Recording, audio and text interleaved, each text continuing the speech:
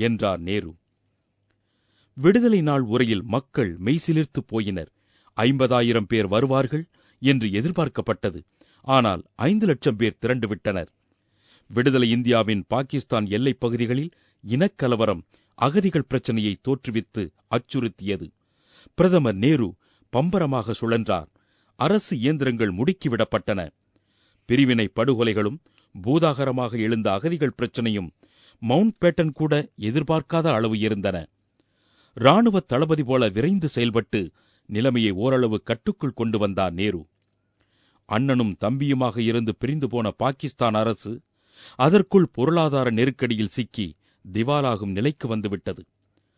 பாகிஸ்தானுக்கு அளிக்க ஒப்புக்கொண்டிருந்த 55 கோடி ரூபாயை அளிக்க கோரி காந்தி உண்ணாவிரதம் இருந்தார்.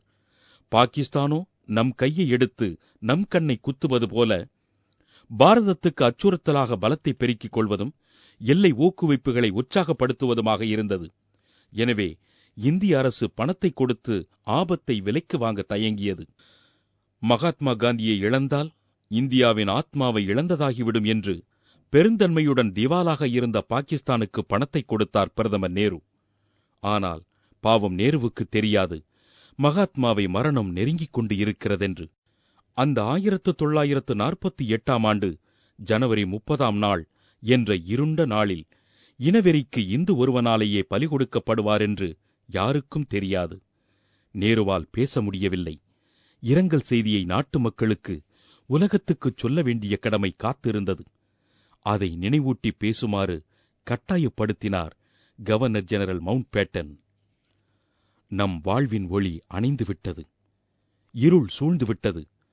பாபு என்று நம்மால் அழைக்கப்பட்ட நம் தேசப்பிதா நம்மிடையே இல்லை. தியாகத் திருவிளக்கு அணைந்துவிட்டதாக கூறினேன். அல்ல, அது தவறு. நம் நாட்டில் ஒளியுடன் திகழ்ந்த அந்த தீபம் சாதாரண விளக்கல்ல, இன்னும் 1000 ஆண்டுகளுக்கு சுடர்விடும். நேரு அந்த துயரிலிருந்து மீள பல நாள்களானது. அவருடைய அஸ்திக்கு மலரஞ்சலி செலுத்திய போது கூட, இப்போது நான் அவர் அஸ்தி கலசத்துக்கு அஞ்சலி செய்கிறேன். இனி யாருக்கு நான் அஞ்சலி செய்யப் போகிறேன் என்றார். காந்தி அவருக்கு அறிவு தந்தை. காந்தியை பழமைவாதி, அமைதியானவர் என்றும் நேருவை புரட்சிப் புயல் என்றும் வேறுபடுத்தி பேசுவதுண்டு. நேருவுக்கும் காந்திக்கும் கருத்து வேறுபாடுகள் இல்லாமல் இல்லை. அவருடைய மூளை காந்தியோடு மோதி திரும்பினாலும் அவர் இதயம் காந்தியின் இதயத்தை சுற்றி சுழன்று கொண்டிருக்கும். இதைத்தான் காந்தியும் உறுதி செய்தார். 1941இல் பரோலி காங்கிரஸ் கமிட்டி காந்தியை அரசியல் ரீதியான தலைமை பொறுப்பிலிருந்து விடுவிக்க சம்மதித்தது. காங்கிரஸ் கட்சிக்குள் பிளவோ என்று கூட ஐயம் ஏற்பட்டுவிட்டது. அப்போது காந்தி, நான் சில ஆண்டுகளாக சொல்லி வருகிறேன், இப்போதும் சொல்கிறேன், ராஜாஜி அல்ல, ஜவஹர்லாலே என்னுடைய வாரிசாக இருப்பார். என் மொழி புரியவில்லை என்று அவர் சொல்கிறார். எனக்கு வேறாக அந்நிய மொழியொன்றை அவர் பேசுவதாக சொல்கிறார். இது உண்மையாகவோ உண்மையில்லாமலோ இருக்கலாம். ஆனால் இதயங்களின் இணைப்புக்கு பேச்சு தடையல்ல. இதை நான் அறிவேன். நான் போன பிறகு என் மொழியில் அவர் பேசுவார்.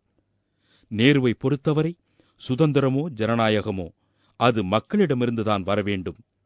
டாக்டர் அம்பேத்கர் தலைமையில் சட்ட அமைப்பு குழு அமைக்கப்பட்டு இந்திய அரசியல் திட்டம் ஏற்கப்பட்டது. 1950ஆம் ஆண்டு ஜனவரி 30ஆம் தேதி இந்தியா முழுமையாக குடியரசானது. அப்போதுதான் நேருவின் லட்சியம் 100க்கு 100 வெற்றி பெற்றதாக கருத வேண்டும்.